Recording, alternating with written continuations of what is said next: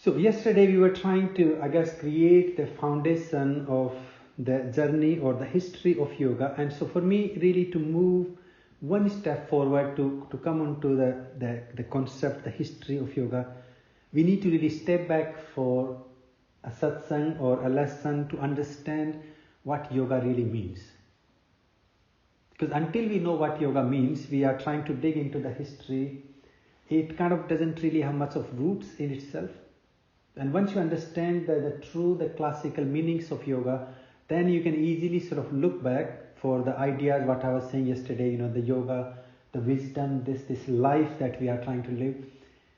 It's actually inheritedly coded in us. And what we're trying to do, we're trying to decode that epigenetic or genetic memory or the wisdom that we are born with.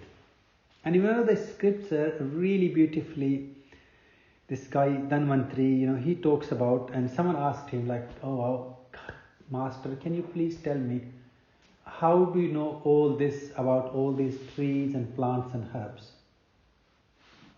And I said, all I have to do meditate, and then I tap into the cosmic wisdom that is already recorded into the plants, into the herbs, and then I tell you what they do.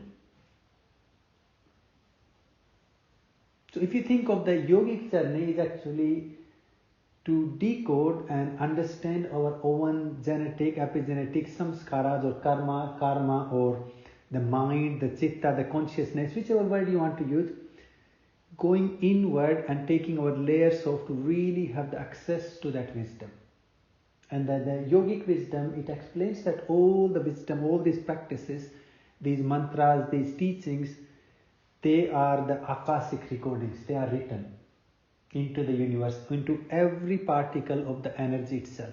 So the energy, when we use the word prana, it says this pranic energy is not like the electricity or magnetic force.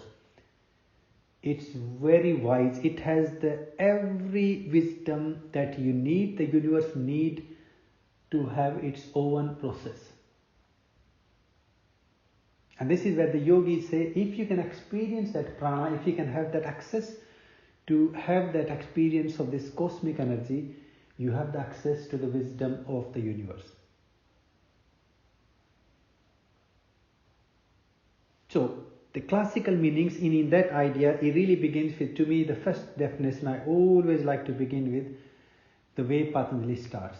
And he describes the yoga in his first verse of Yoga Sutras, Atha Yoga Anusasanam. So Atha is here, Yoga is the union or the path, Anusasanam. So here we are.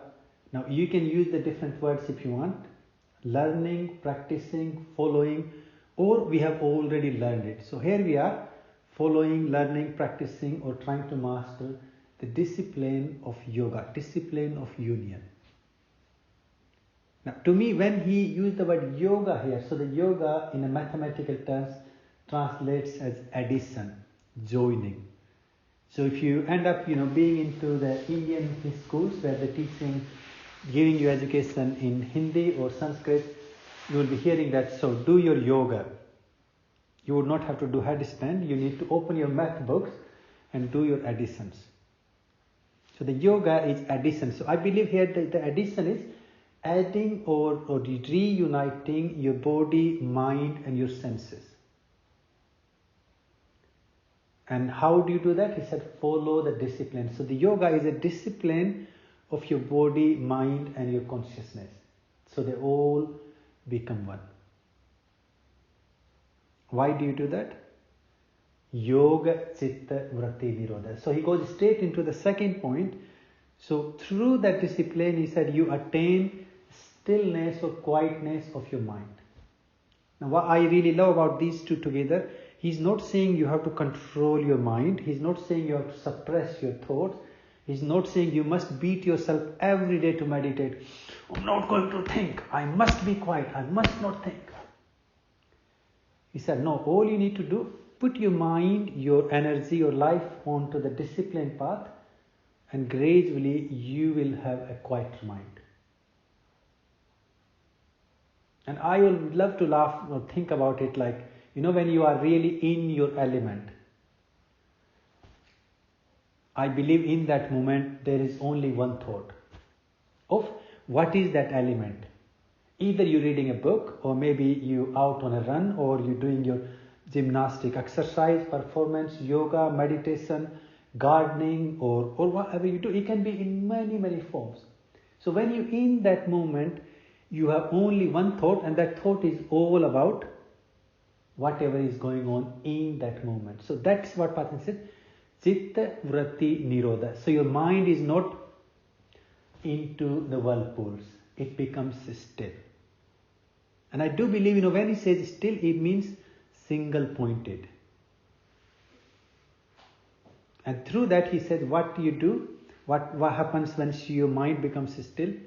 He said, Swarupe avasthanam. So drashta. So drashta, he used the word tada drashta. At that point, the drashta, so that's you, the seer, the seeker, become one with itself.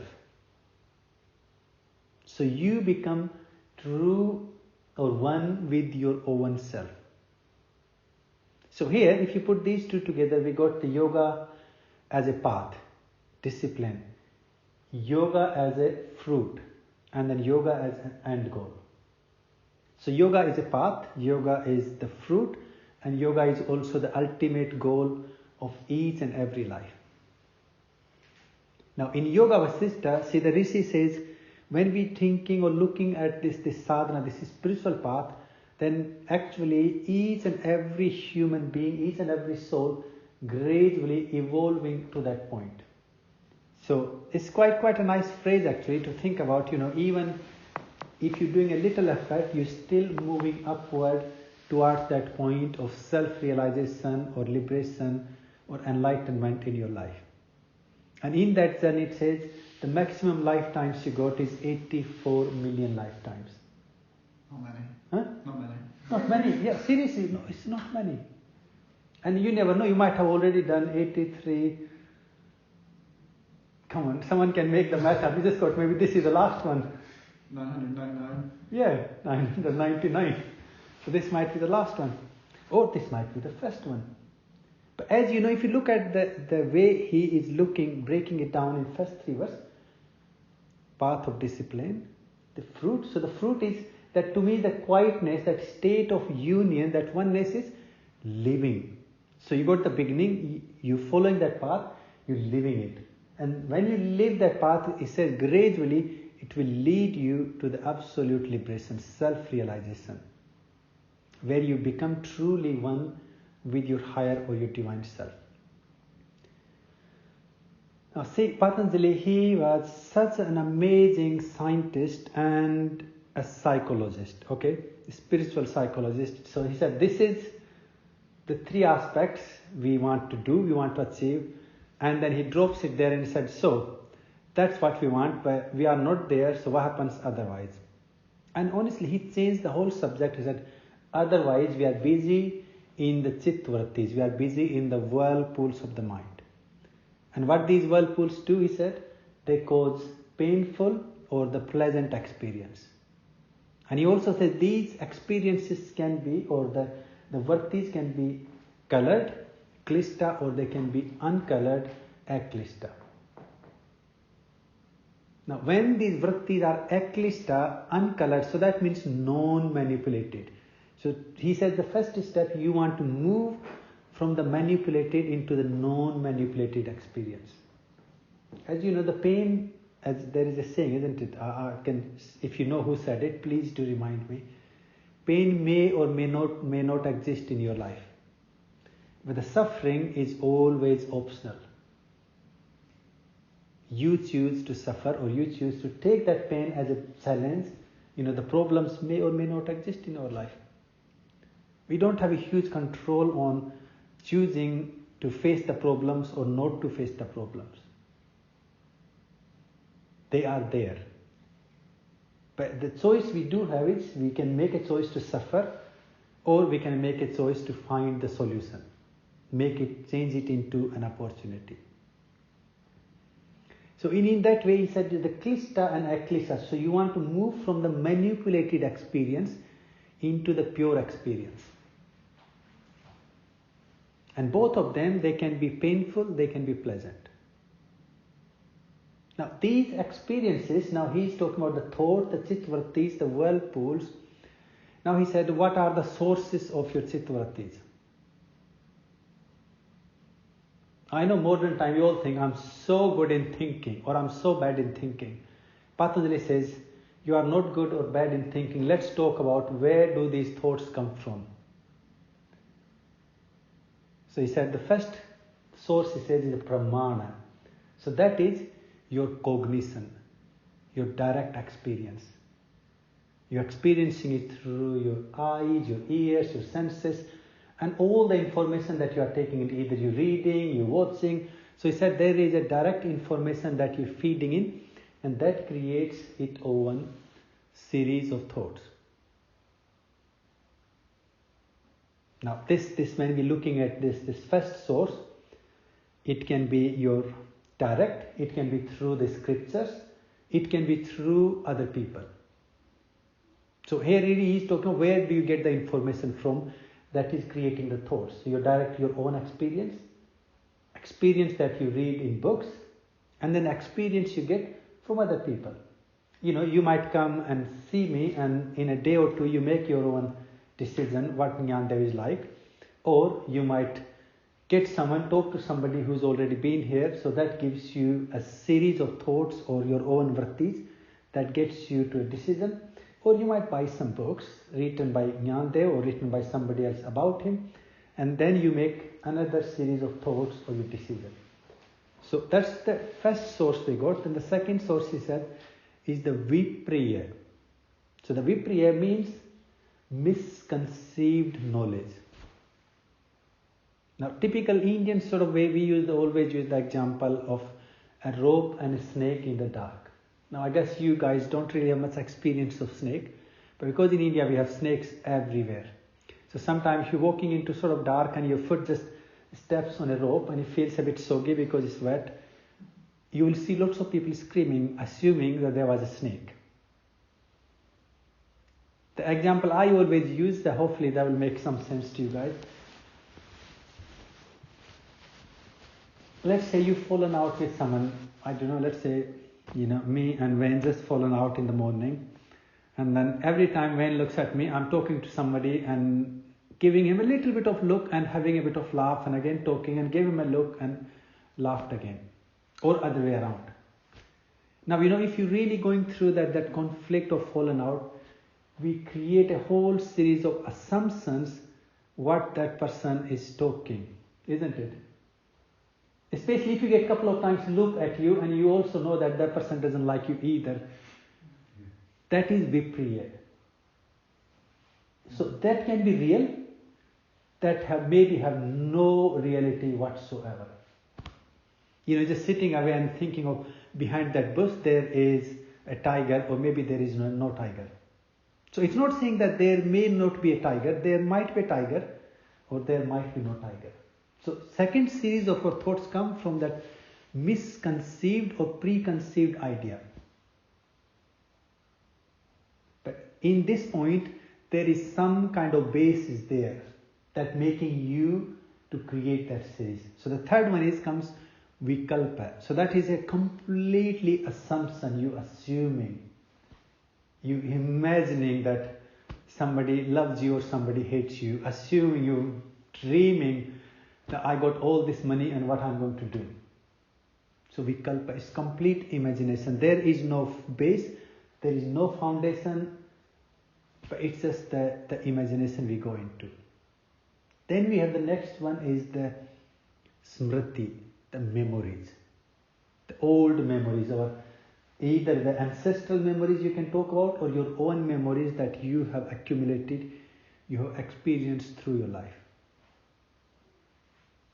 And then the last one he says is the nidra, the state of sleep or state of ignorance. And I always think about this, not actually sleep itself, but the way Sankhya explains about the sleep, it's the time where you lose your experience of reality that is there.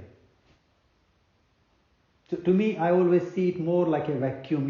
When you are going through an experience, as yesterday I was talking about, you reading a book, or watching a film, or you were talking to someone, but you missed a minute or two because your mind was gone somewhere else. So in that vacuum, whenever we have the vacuum, you will see most of the time we try to fill that gap, assuming, thinking, or trying to think what might have happened there, isn't it?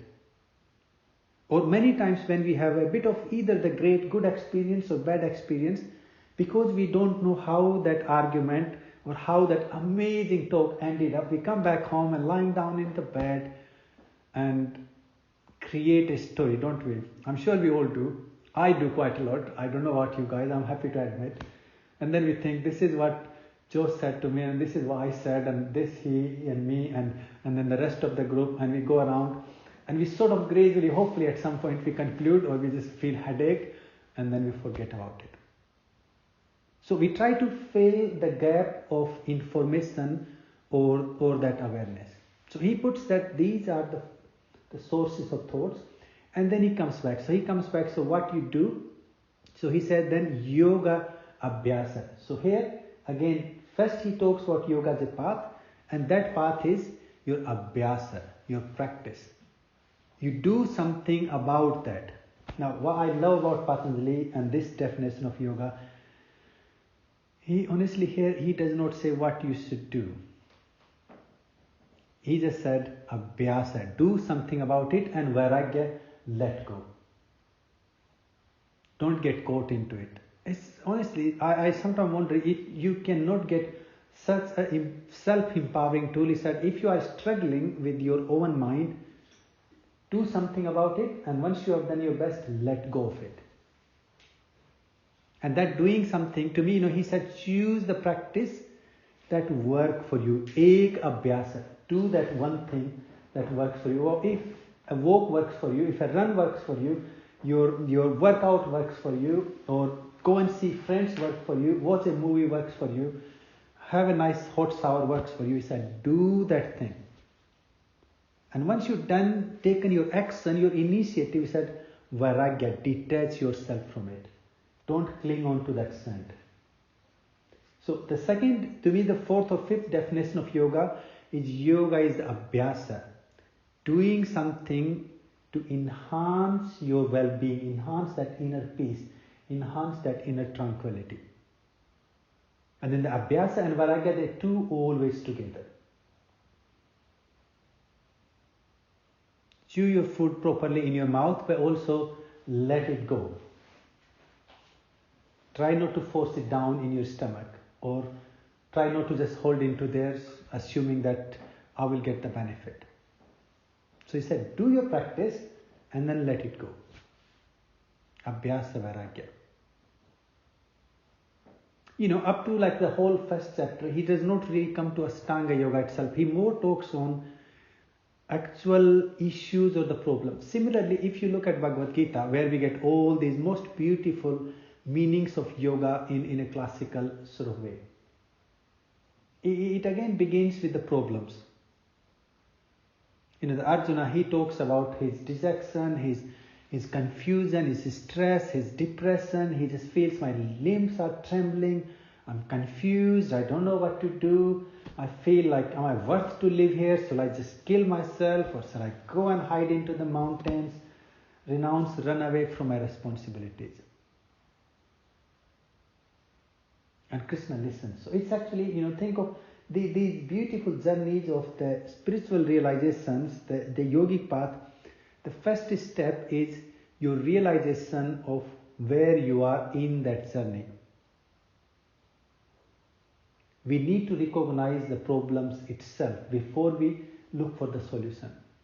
Honestly, so many people you will find that the denial that I'm fine.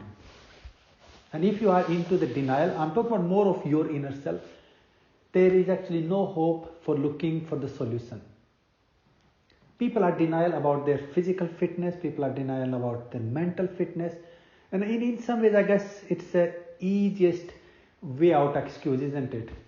If you cannot be bothered sweating yourself up, wake yourself early in the morning or afternoon to do a bit of physical workout, easiest way to, I'm fine, there's nothing wrong. And I get lots of people, if I like, I think maybe a bit of Hatha yoga will do good for your health. And they're like, no, I'm fine, nothing wrong with me.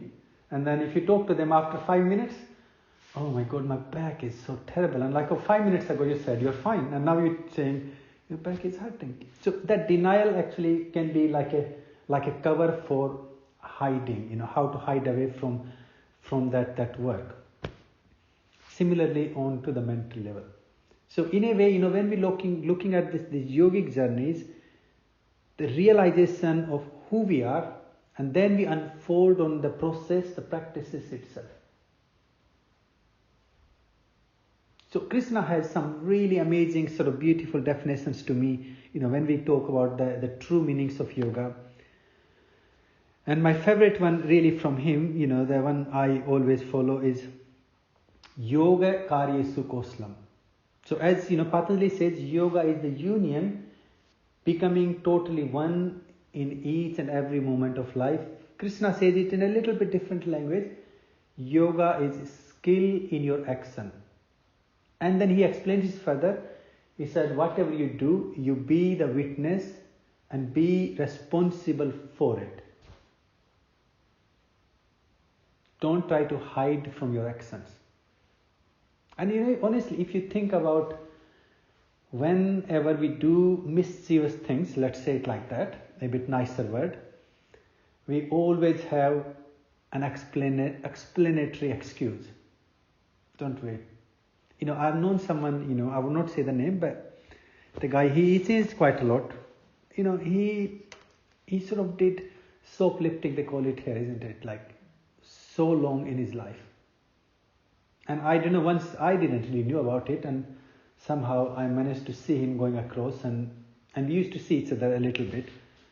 And they were like, oh, do you know, I saw you other day, and I could not really get it, but I felt like you just picked something up and you put it in your pocket and you walked out.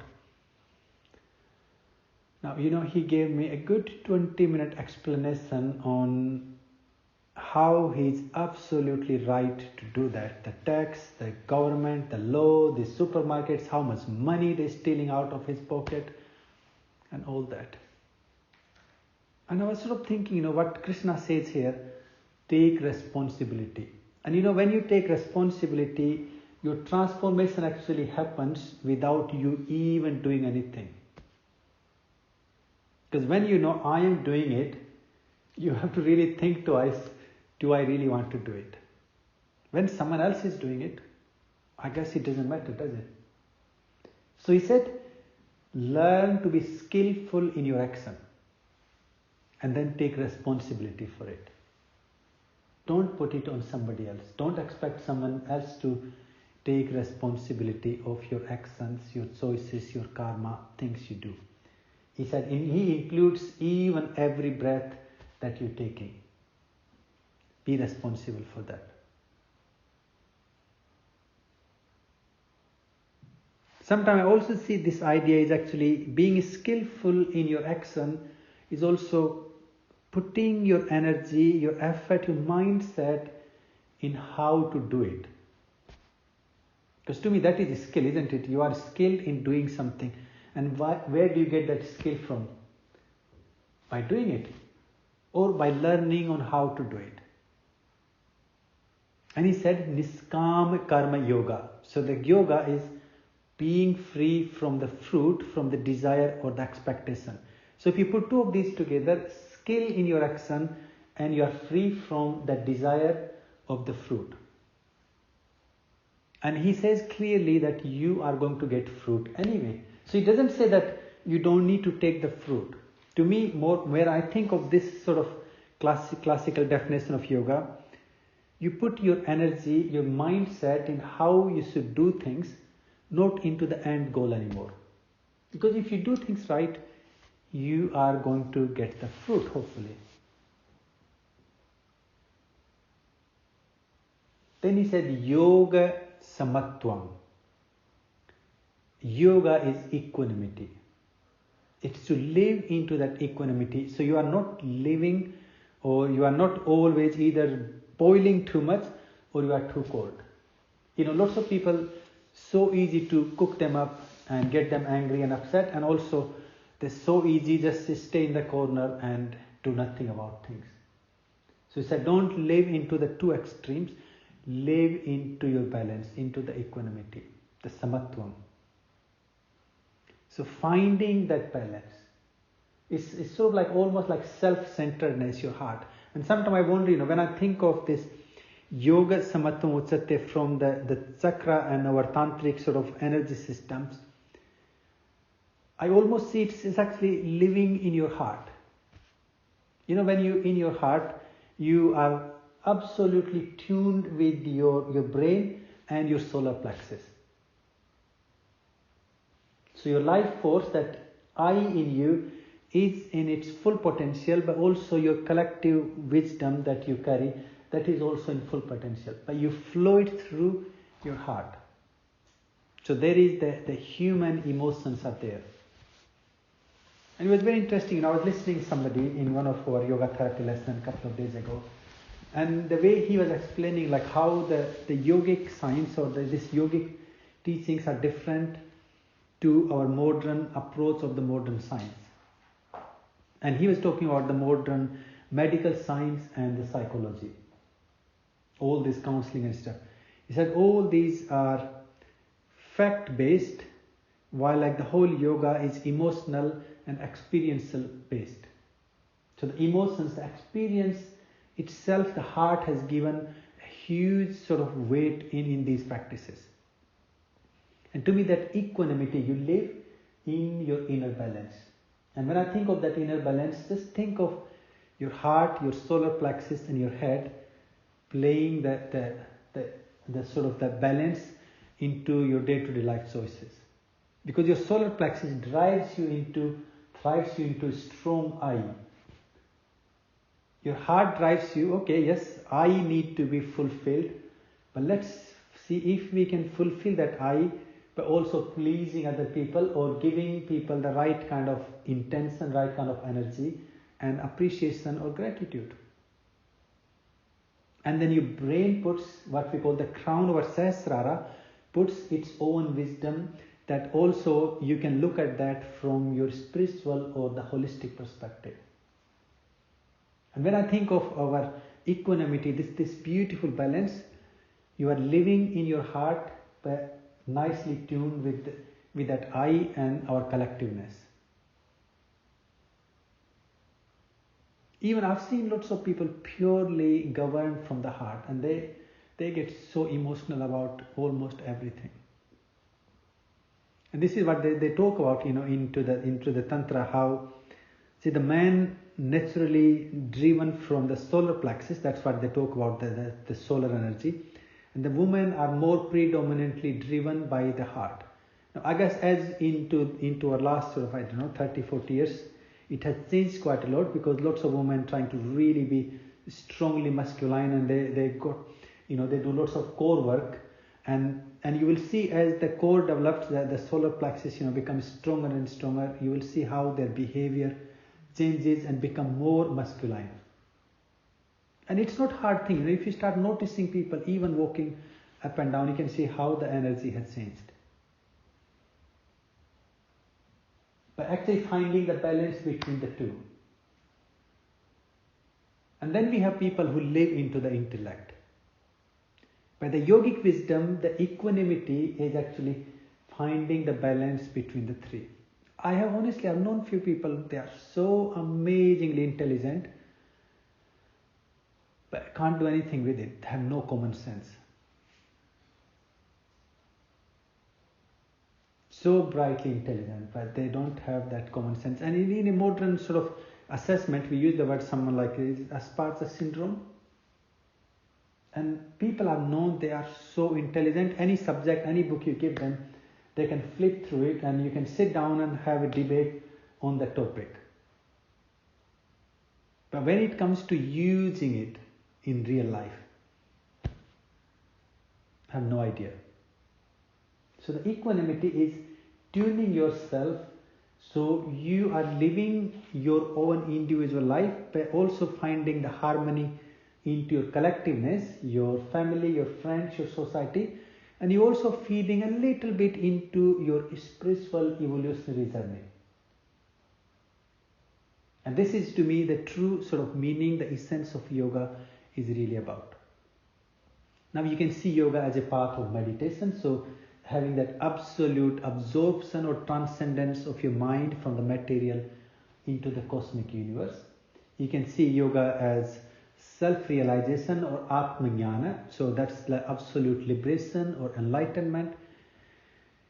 You can see yoga as the path or the discipline that frees you from the pain and the suffering of our birth and the life cycle. As Krishna explains, he said, if you can follow this path of discipline, the yoga, then you will find your way out of this suffering. It frees you out or make you free from the ignorance, ajnana, and leads you into the light or into the wisdom. And again, the way they really talk about the wisdom, that this knowledge, this awareness is really having that inner connection and finding your own inner wisdom that is already there. As you know, in Upanishad it says that the guru, the teacher, teachings when they come to you, they are actually not the magic thing, they are just someone pointing you finger or showing you a little bit of light or direction how to go inward. But you must make sure that you take it. Otherwise, I don't know. There was a really nice story actually. I remember, that the teachings, how far a little teaching can take you, and his disciple could not really understand that, the guru was just telling him, okay, I want you to do this particular breathing and this, and let's see how far you can go into your inner journey. And the disciple was like, oh, that's not enough, I need to have more and more and more. And the guru looked at him and said, no, you don't need to, just take this and work on it, and when you need the second one, I will give you another one. Well, he could not really get the sense out of it, and obviously did not do much of the practice. So after a few days, the guru thought, let me try another way to deal with this student. So he said, here you go, I'm going to give you this torch, and tonight let's see if you can go into the middle of forest, and there is a temple, and when you go there, there will be another master, another sadhu meditating there, and he said he is going to give you the next lesson. And the guy said, so you've given me this torch, this lantern, tell me how far the light goes. He said 2 feet, so that means he was talking about his 2 steps, how far your 2 steps go. And the guy kind of, he was, I guess, really intelligent, wanted to work out, I guess our Siddh will do that sort of calculation. So he calculated how many steps are there, and he's like, oh, no way I'm going to get to that temple, because I can only see the light for 2 steps. And he was worried and he's scared, and he did not go out. He just kept his door closed all night. In the morning when the guru comes out and so, tell me, how was your journey last night? He said, what are you asking about? How was your journey? You didn't give me enough light. How could I have gone all that far? You wanted me to kill myself, let the snakes eat me, let the tigers or something, or the wood. He said, no, I did not go because you did not give me the light that will show me the path all the way to, say, a couple of thousand steps. And the guru said, oh, let's tonight do it together. So obviously he was holding the same torch, and they walked all the way through. So this actually the path of discipline, path of living, is you all have that light. But somehow we all are expecting the light to show us the end goal. And lots of us don't even want to walk that path. So in a way, when we look at this yogic sort of beginning, or how these yogis, where the seeds begin, is having that strong craving, having that strong desire to attain that freedom, to attain that liberation.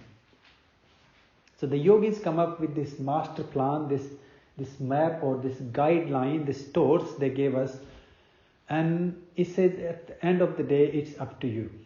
It's quite amazing, when you look at the yogic, the Sankhya teachings, it clearly mentions, like what we do in our modern church system. And please remember, it's not just the church system. We have many temples, we have many cults and the sects or sort of stuff like that, where doesn't matter what kind of sins you're doing, just come and give a bit of your money and come and do a bit of prayer and sit around us and we will clean your sins. Cleanse them. You'll be free. You will still end up into the heaven.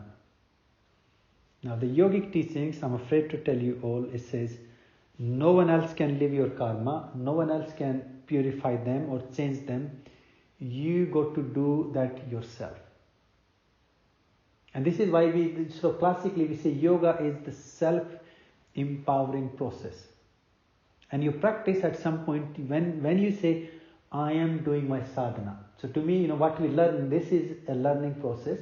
And when you come back and say, Jnandev, I'm enjoying my abhyasa, I'm enjoying my sadhana, that is when you start to follow that by your self-guidance.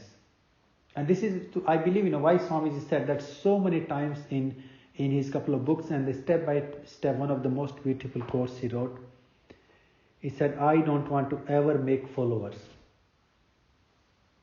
I want to help people to become human beings, self-dependent, or become the yoga gurus themselves, yoga masters themselves. So in that way, another definition of yoga is a process or the path of you living your own life and you empowering your own self. So you might be learning things from Jnandev, from books and stuff, but still you are the in charge, you are the boss of your life. You are still making your own conscious choice. Maybe for now, these 4 weeks, we are thinking about your food and your sessions and everything, but still deep down in you, you have to have your own conscious choice to come here. And please do remind yourself, and this is why in ashrams they always say, you come to the session and sit quiet for a moment or two and think what you are about to receive or what you are going to work on, what you are about to learn. Like what I am here to learn. It's sort of really transforming ourselves into people pleasing to self-appreciative or the self-pleasing principle. And then we look into finding the balance. How do we please ourselves, but how we also do the right things for other people when we come to the yamas and niyamas.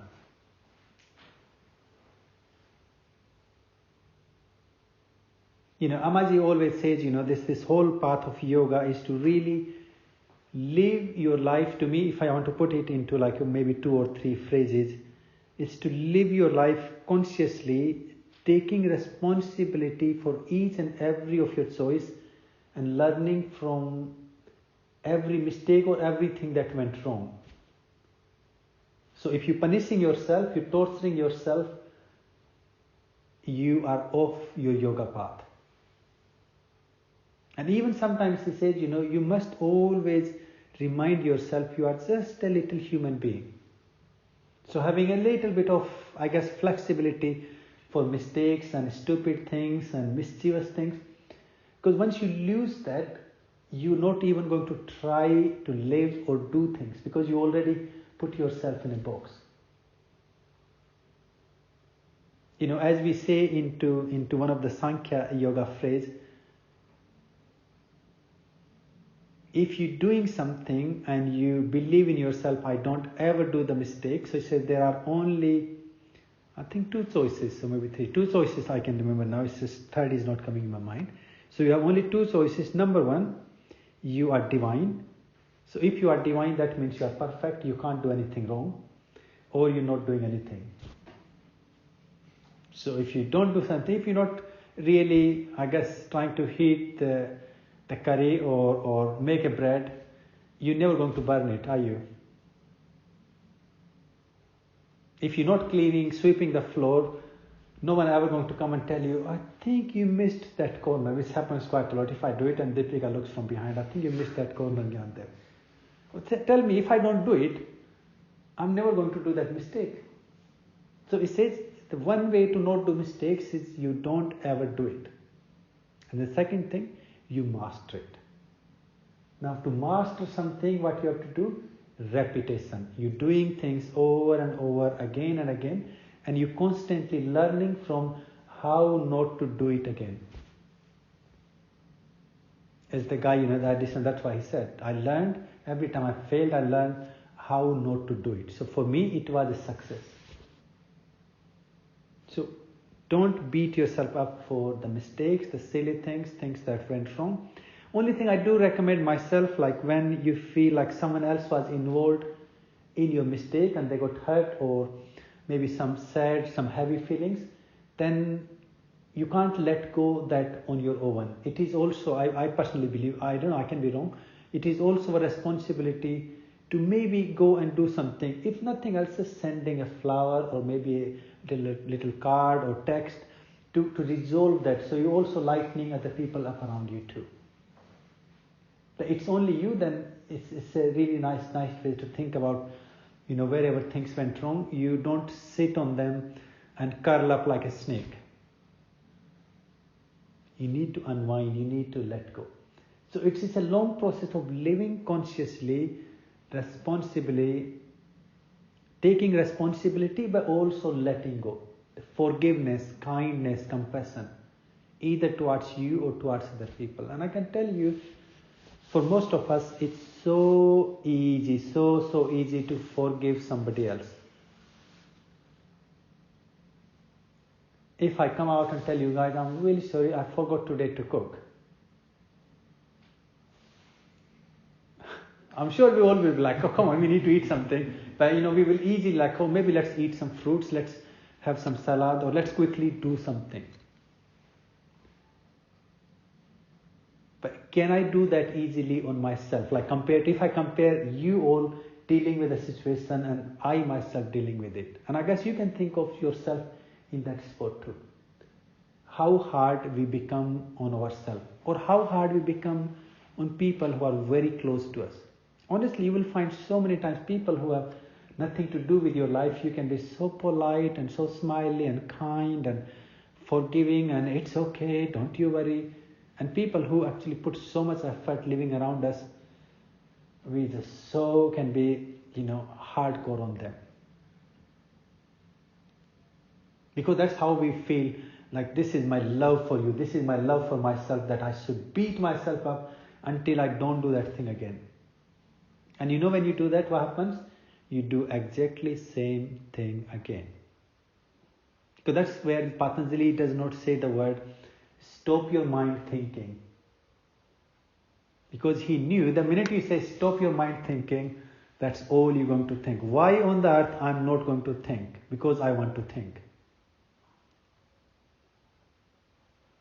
If I put a cake in the middle of thinking of the cakes, the apple, let's just talk about apple crumble. If I bring that in middle and I tell you, look guys, I'm really sorry, I made it, I want you all to look at it, but you can never eat it. Now I can tell you, as long as that thing is there, that's all we all going to think. Why on that I cannot eat it? Why did he say that? Does he like me? Does he not like me? Did we do something wrong? Or how on that? What does he think he is? So the minute someone says no, and this is a big problem in our society, that so much of our education is based on how not to do things. What not to do. Why not to do. There is not much education on how to do, what to do, when to do, where to do. And then the rebellious mind begin from there. And I love, the definition, when we talk about the definition of mind into the yogic idea. One of the disciple again asked his guru, said, you talk about mind so much. Can you tell me in a simple language what mind means? What this mind is really like? What am I dealing with? Well, the guru looks at him smiling and he said, oh, your mind is monkey, or like a monkey. A monkey can never be still. He has to jump from branch to branch. Now the student was like, wow, now I can see what I'm dealing with. So he felt quite good about himself or herself. Well, after a minute or two, the guru, the master, he opens his eyes again and said, I think your mind is a drunken monkey.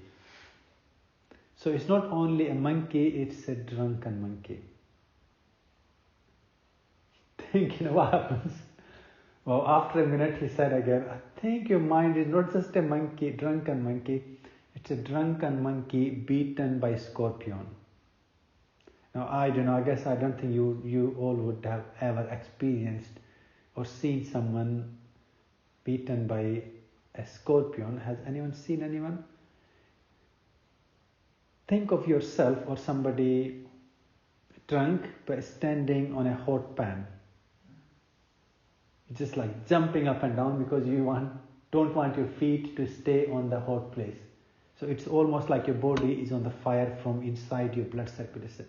It's not painful, but it really sort of burns you. And it sort of lasts for around like 2 or 3 hours, and I've seen a few people bitten by it. So it's seriously, you don't want to see that. So it's your mind is that hyper, it's that active. And the minute you say no to it, that means you're putting it on that hot pan. And I don't know, just if you reflect into yourself, how many times when the minute you said no, how terrible it can be. So this is whole yogic process of actually learning how to do, how to live, how to be in that discipline, how to fulfill, how to enjoy, how to nourish or nurture your own self, and then how to nourish everything else that is part of you. Because the yoga really believes that the self in you, individual self, that is the one aspect of your living, and then you have the collective self. And the happiness, the true joy is not just into your individual self. That comes truly from the collective self.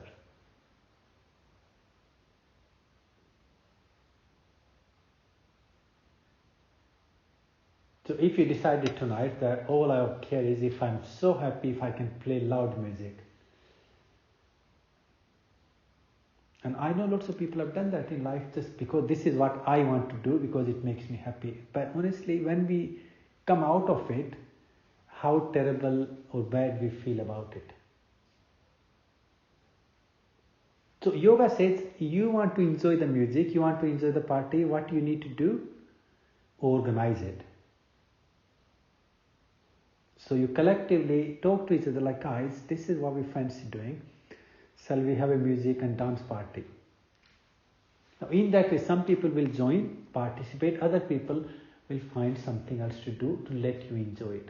So to me, the yogic fulfillment is not abstaining, not restraining or suppressing. You're trying to find a much more holistic possible way to fulfill, to achieve, to get to the goal or the ambitions, the little desires, little cravings you have.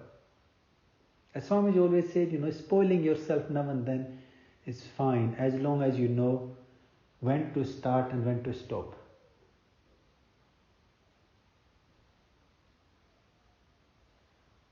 So a little bit of entertainment, little bit of fun, all that is part of your evolutionary journey. When we're talking about life as a household, life in the community, life in our day-to-day living circumstances.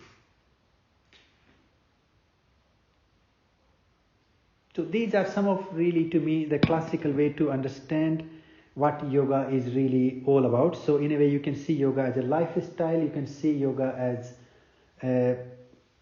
sort of moral and ethical virtues, to how to fulfill, how to live. Like, to me, the first 2 limbs of yoga is based on the yamas and niyamas. And all they talk about, so you got the biological needs, you got the basic sort of fulfillment of life. Can you do them without harming someone? Without cheating someone? So your honesty. Without stealing from somebody, without taking something for granted. Also respecting your own energy and respecting somebody else's energy. So having a bit of that discipline of not just being randomly all over the place. Sort of like being more sort of like, the master of your energy and your needs and your desires and how you going with them. And then being sort of like detached or non-greed. sort of really taking what is necessary, fulfilling the desires, the needs and expectations which are really should be fulfilled. Honestly, if we all start fulfilling every desire or everything we feel attracted to, you will end up being in a mess. When you walk around in a supermarket, how many things you feel so drawn to picking it up. Tell me, if you one day decided, I'm going to get everything that I feel I want to get, how much things you will bring back home. So that is, brahmacharya, the energy discipline, having a bit of stepping back, this non-greed aspect. So those are the first very simple values. And then the second part, you look at, can I maintain the purity? The core of the essence of things. I'm not messing around and causing sort of mess in my own life. That can be physical, mental, emotional, and even the spatial. Having sense of contentment. Sometimes I also see actually contentment is what you got, you appreciating that. Not like whatever you get, that's not enough, now I want the next thing. So actually appreciating and enjoying what we have, what we've been given for either our actions, our things, our opportunities.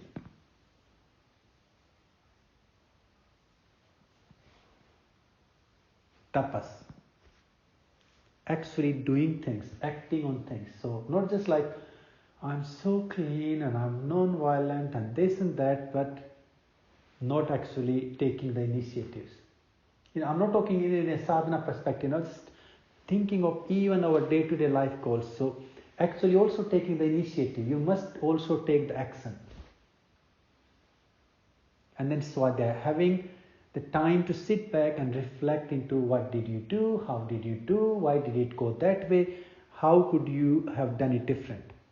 And if you need to do it different, then the swadhyaya, this study part, also finding the sources. Maybe if you want to learn a bit of carpentry or a bit of gardening, if you're not really being able to do something, he says, go and find other people to learn the skills. So you study, either you reflect in yourself how to change it. If you can't find the answer, go and seek, either through the books. Now, I don't know, my Sid, he always tells me, you don't have to talk about books, just say YouTube.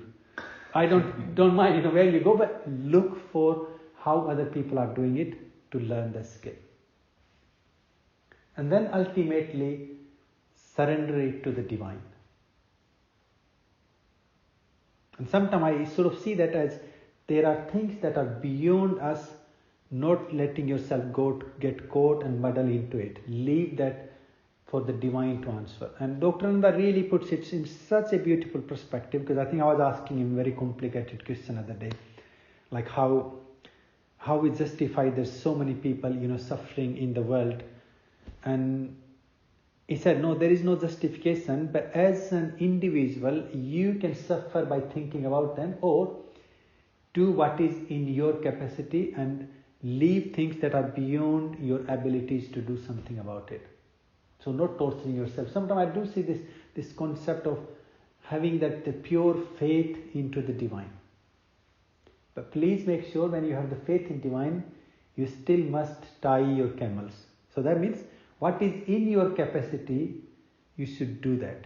If you see a child just falling off the cliff, don't just fold your hands and think, I'm sure the divine will save that child. So if you have the ability to run and stop somebody, or if you have the ability to give someone a practice, a tool or a wisdom to stop it, you should do it. So make sure that you tie your camels, and I will stop with that story to leave you all. Dear, have a good rest. There is a really amazing, the story from I think it's one of the Arabian Nights stories, where the king, he was in a disguise, wandering around in his country to checking how people are doing, are they happy or not. And he had one of his caretaker, or the guy who looks after him. And as they came out of the village, walking back into the desert, and they got lost. And they both, riding the camel. And the king said, oh, it's a bit too late. Let's just have a sleep and we will walk back or we will see where we go in the morning. And then the guy was like, wow, that's great. My king said, so it's good time. And king said, oh, there you go, hold the camels and tie them up somewhere. And so the king, put his head onto the sand and he falls asleep. And then the guy, he was someone like me, he believes everything into the God. The God will do it. Jesus will do it. Or Shiva will do it. I don't have to go out and work. God will provide me food. He also falls asleep. He said, thank you, Allah, and please look after everything.